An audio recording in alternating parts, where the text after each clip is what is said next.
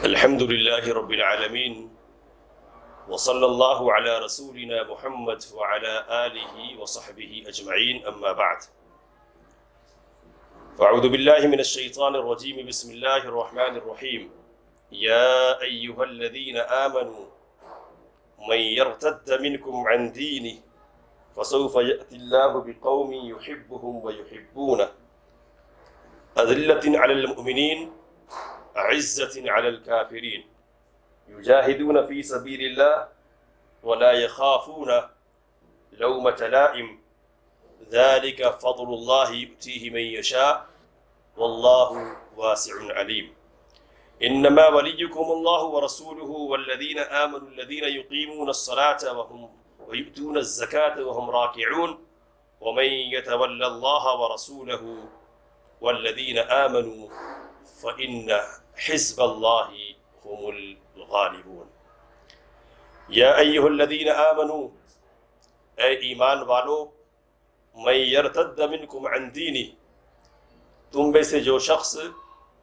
اپنے دین سے مرتد ہو جائے پھر جائے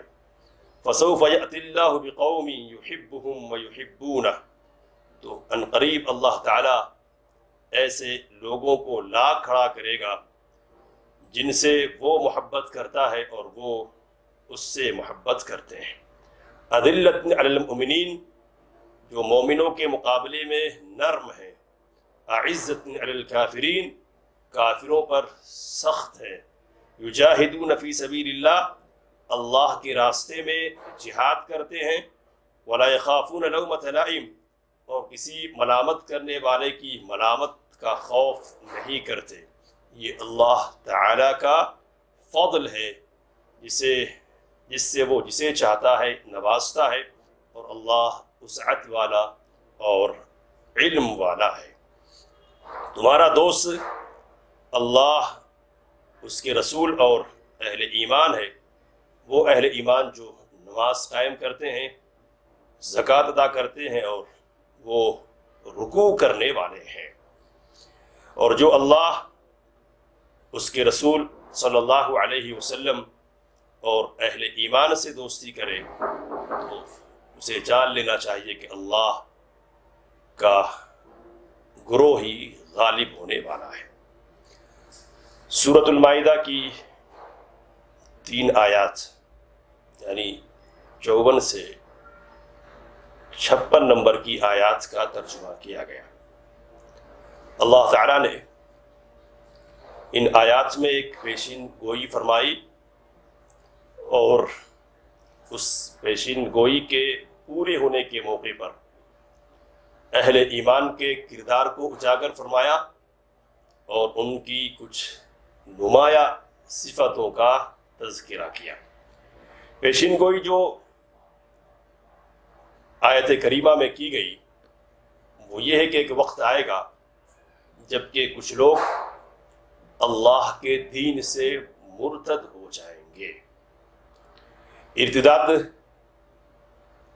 کلی بھی پیش آ سکتا ہے اور جزوی ارتداد کا معاملہ بھی پیش آ سکتا ہے کلی ارتداد کا مطلب یہ ہے کہ مکمل طور پر اسلام سے نکل جائے اور جزوی طور پر ارتداد کا مطلب یہ ہے کہ اسلام کے کسی رکن کا انکار کر دے یہ جو پیشین گوئی اللہ تعالیٰ کی طرف سے کی گئی یہ نبی اکرم صلی اللہ علیہ وسلم کی وفات کے بعد پیش آئی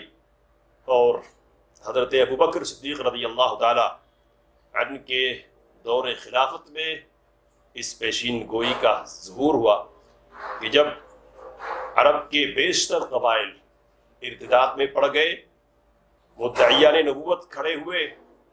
تو بہت سارے لوگ ان کے ساتھ چلے گئے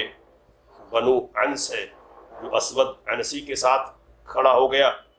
بنو حنیفہ ہے جو مسیلمہ کذاب کا طرفدار بن گیا اسی طرح بنو اسد ہے جو طلحہ بن خویلد اسدی کے ساتھ ہو گیا تو یہ سارے لوگ مکمل طور پر ارتداد میں پڑ گئے اور انہوں نے اسلام سے اپنا دامن جھاڑ دیا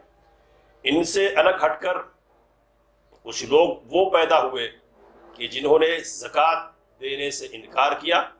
اور کہا کہ ہم زکوٰۃ نہیں دیں گے، نماز پڑھنے کی بات جہاں تک ہے تو نماز کی ادائیگی کا اہتمام ہم کریں گے لیکن زکوٰۃ نہیں دیں گے۔ تو یہ ارتداد کی لہر تھی جو دوڑ گئی۔ حضرت ابوبکر صدیق رضی اللہ تعالی عنہ نے ارتداد کے ان فتنوں کا ڈٹ کر مقابلہ کیا اور ارتداد کا خاتمہ ان کے ذریعے سے ہو گیا۔ جو لوگ نبوت کے دعوے دار تھے ان کو یا تو کیفر کردار تک پہنچا دیا گیا، جیسے اسود عنسی ہے جس کو فیروز دیلمی رضی اللہ عنہ نے قتل کیا، اور مسیلمہ کذاب ہے کہ جس پر لشکر کشی کی گئی، اور حضرت حمزہ رضی اللہ عنہ کے قاتل وحشی نے اس کا کام تمام کر دیا، اور طلحہ کے خلاف خالد بن ولید رضی اللہ تعالی عنہ کو روانہ کیا گیا اور اس نے اسلام میں واپسی کر لی۔ تو اس طرح سے ان کا خاتمہ ہوا۔ اور جہاں تک زکوٰۃ کا انکار کرنے والوں کی بات ہے تو ان کے خلاف بھی حضرت ابوبکر صدیق رضی اللہ تعالی عنہ نے سخت موقف اختیار کیا اور کہا کہ اگر ایک رسی بھی اللہ کے رسول صلی اللہ علیہ وسلم کے دور میں کوئی زکوٰۃ کے طور پر ادا کرتا تھا، اگر وہ اسے دینے سے انکار کرے گا تو میں ایسے لوگوں کے خلاف لڑوں گا۔ تو اس سخت موقف کے نتیجے میں اسلام کو مضبوطی ملی، اور جو لوگ اسلام سے بہک رہے تھے، نکل رہے تھے، وہ پھر اسلام کے اندر داخل ہونے پر مجبور ہو گئے یا اپنے انجام کو پہنچا دیے گئے۔ اللہ تعالیٰ نے اسی کا ذکر کیا اور کہا کہ اے ایمان والو، اگر تم میں سے کچھ لوگ مرتد ہو جائے تو ان کو یہ سمجھ لینا چاہیے کہ اللہ تعالیٰ ایسے لوگوں کو کھڑا فرمائے گا جن سے اللہ کو محبت ہے اور وہ اللہ سے محبت کرنے والے لوگ ہیں۔ یہ ان اہل ایمان کی پہلی صفت ہے جو اللہ تعالیٰ نے یہاں بیان فرمائی ہے، اور پھر اللہ تعالیٰ نے کہا کہ ان کی دوسری صفت یہ ہے کہ اذلۃ علی المؤمنین، یہ مومنوں کے مقابلے میں نرم ہے۔ مومنوں کے سلسلے میں ان کے دلوں میں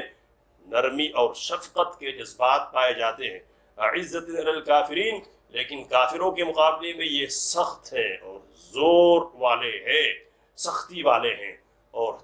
چوتھی صفت اللہ تعالیٰ نے یہ بیان فرمائی کہ یجاہدون فی سبیل اللہ،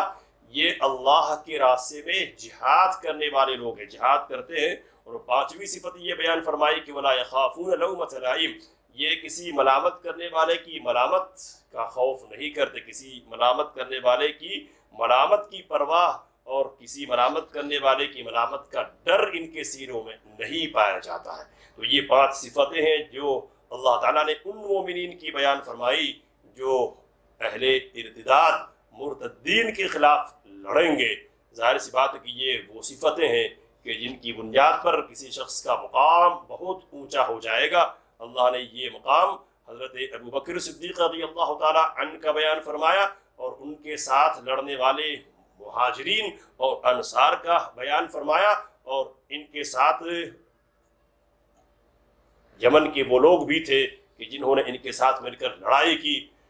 ابن ابی حاتم نے روایت نقل کی ہے جو حسن درجے کی ہے کہ نبی اکرم صلی اللہ علیہ وسلم نے حضرت ابو موسیٰ اشعری رضی اللہ تعالی عنہ کی طرف اشارہ کر کے فرمایا کہ اس سے مراد اس کی قوم کے لوگ ہیں۔ تو یمن کے یہ لوگ اشعریین بھی حضرت ابوبکر صدیق رضی اللہ تعالی عنہ، مہاجرین اور انصار کے پہلو بہ پہلو کھڑے ہو کر اہل ارتداد کے خلاف لڑے۔ تو یہ وہ لوگ ہیں کہ جن کی صفتیں اللہ نے بیان فرمائی، اور ان صفتوں کی بنیاد پر ہم ان لوگوں کے مقام اور مرتبہ کا بخوبی اندازہ کر سکتے ہیں۔ یہ بڑی گواہی ہے ان کے ایمان کی، ان کی صداقت کی، اور اللہ کے راستے میں ان کے اخلاص کی بڑی گواہی ہے جو اللہ تعالیٰ کی طرف سے دی گئی ہے۔ پرواہ نہیں کرتے کسی ملامت کرنے والے کی، جو بات حق ہے وہ کہتے ہیں اور حق کے لیے ڈٹ جاتے ہیں، اور ڈٹنے کے سلسلے میں کسی کی بات کی پرواہ ان کے سینوں میں موجود نہیں ہوتی۔ یہ بڑی صفت ہے، یہ جرأت کی بات ہے، یہ ہمت کی بات ہے۔ آدمی اپنی ذات میں ایمان والا ہو سکتا ہے، آدمی اپنی ذات میں عمل صالح کا حامل ہو سکتا ہے، لیکن معاشرے میں برائی موجود ہے، اس کو ٹوکا جائے، اس کو روکا جائے، یہ بڑی ہمت کی بات ہوتی ہے، اور اس میں ملامت کرنے والوں کی ملامتوں کا سامنا کرنا پڑتا ہے، اور کبھی صورتحال یہ بھی پیش آتی ہے کہ نیکیاں کرنے پر بھی ملامتوں کا سامنا کرنا پڑتا ہے۔ تو خود نیکی کرنے کی بات ہو یا دوسروں کو نیکی پر آمادہ کرنے کی بات ہو یا برائیوں پر ٹوکنے کی بات ہو، یہ کسی ملامت گر کی ملامت کی پرواہ نہیں کرتے ہیں۔ یہ ان اہل ایمان کی صفت اللہ تعالیٰ نے بیان فرمائی۔ بڑے رتبے کے لوگ تھے، بڑے مرتبے کے لوگ تھے کہ جن کی بڑائی کی گواہی قرآن مجید نے دی، جن کے مرتبے کی بڑائی اور بزرگی کی گواہی اللہ تعالیٰ نے دی۔ ان کے برعکس وہ بڑے ذلیل لوگ ہیں، بڑے بدبخت لوگ ہیں کہ جو قرآن کریم کی گواہی کے برخلاف ان کے خلاف زبان دراز کرتے ہیں، جو ان کے سے براءت کا اظہار کرتے ہیں، جو ان کو مرتد قرار دینے کی کوشش کرتے ہیں، اور جس آیت کریمہ میں اللہ نے ان کی تعریف کی ہے، جن آیات میں ان کی تعریف کی ہے،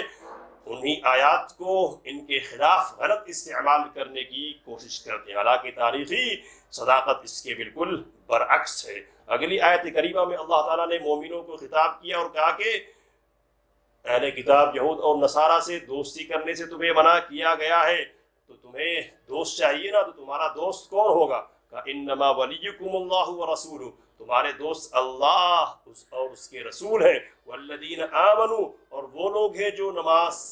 ایمان والے ہیں، الذین یقیمون الصلاۃ، کون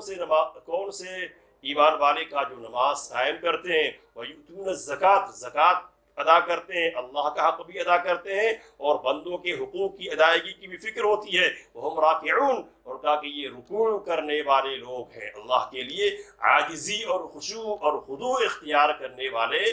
لوگ ہیں۔ اور اللہ نے سنایا کہ جو اللہ اور اس کے رسول اور اہل ایمان کو دوست بنا لے، اس کو یہ بات سن لینا چاہیے کہ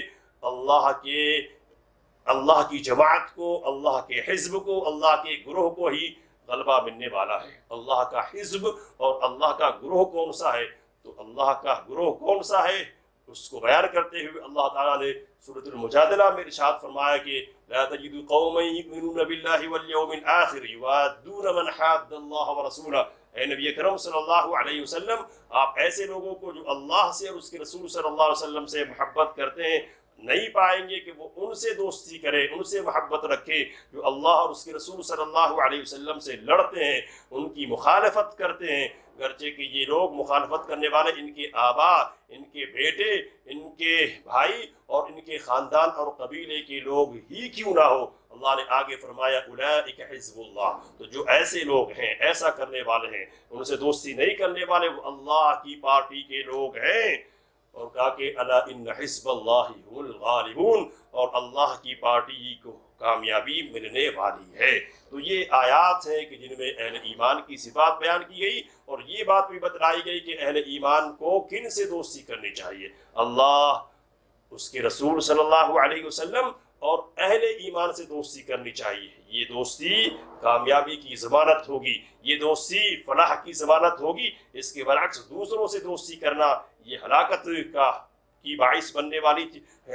کا باعث بنے گا، اور آدمی کی ناکامی اور نامرادی کا سبب اور ذریعہ ثابت ہوگا۔ یہاں رک کر ایک چھوٹی سی بات یہ کہنی ہے کہ اللہ نے کہا کہ تمہارا ولی کون ہے؟ تو اللہ ہے، اس کے رسول صلی اللہ علیہ وسلم ہے، اور پھر کہا کہ اہل ایمان ہے جو نماز قائم کرتے ہیں اور زکوٰۃ دیتے ہیں اور جو رکوع کرنے والے ہیں۔ بعض لوگوں نے وہ راکعون کو حال مانا ہے زکوٰۃ دیتے سے، یعنی زکوٰۃ دیتے ہیں وہ اس حال میں کہ وہ رکوع میں ہوتے ہیں، اور اس کے لیے ایک مثال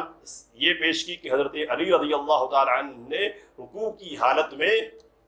صدقہ کیا، انگوٹھی صدقہ کیا۔ تو یہ روایت گڑھی گئی ہے، ضعیف قسم کی روایت ہے، اور اس لیے اس قسم کی روایتیں سامنے آئی ہے تاکہ حضرت علی رضی اللہ تعالی عنہ کو صحابہ کرام رضوان اللہ تعالی علیہم اجمعین، بالخصوص خلفاء راشدین کے بالمقابل اونچا ٹھہرایا جائے اور ان کو مصداق بنایا جائے ولی کا، کہ اللہ کے ولی اور تمہارے ولی کون ہیں؟ تو حضرت علی رضی اللہ تعالی عنہ کو اس کا مصداق بنایا جائے، اور یہ دعویٰ ثابت کیا جائے کہ حضرت علی رضی اللہ تعالی عنہ ولی ہے، بلا فصل ہے۔ کہتے ہیں کہ اس آیت کے اترنے کے ساتھ ہی حاکم بلا فصل اور والی بلا فصل ہو گئے تھے، حالانکہ یہ معنی تو ہے ولی کا کہ حاکم بھی ہو سکتا ہے، لیکن اس کا اصلی جو معنی ہے وہ دوست کا ہے، جیسا کہ اس سے پہلے ایک آیت کریمہ میں گزرا ہے، اولیاء کا لفظ جو ولی کی جمع ہے، تو ولی اولیاء اللہ نے کہا کہ تمہارے دوست کون ہیں؟ امام رازی رحمۃ اللہ علیہ نے 8 دلیلوں سے یہ ثابت کیا ہے کہ یہاں دوست والا جو معنی ہے وہی صحیح ہے، اور دوسرا جو معنی ہے وہ باطل ہے، درست نہیں ہے۔ تو جو لوگ اس کو صرف حضرت علی رضی اللہ تعالیٰ عنہ کے ساتھ فٹ کرتے ہیں، یہ ان کی زبردستی ہے۔ اللہ نے جمع کے صیغے کے ساتھ ولیکم کہا ہے، کم جمع کے صیغے کے ساتھ خطاب فرمایا ہے، اس سے سارے کے سارے مومنین مراد ہیں، اور صحابہ کرام رضوان اللہ تعالیٰ علیہم اجمعین تمام کے تمام سب سے پہلے اس کے مخاطب ہوں گے، اور پھر بعد کے سارے اہل ایمان جو اس قسم کی صفات کے حامل ہو اس میں شامل ہو جائیں گے۔ خلاصہ یہ ہے کہ اہل ایمان اللہ سے محبت کرنے والے ہیں، اللہ ان سے محبت کرتا ہے، اور وہ کسی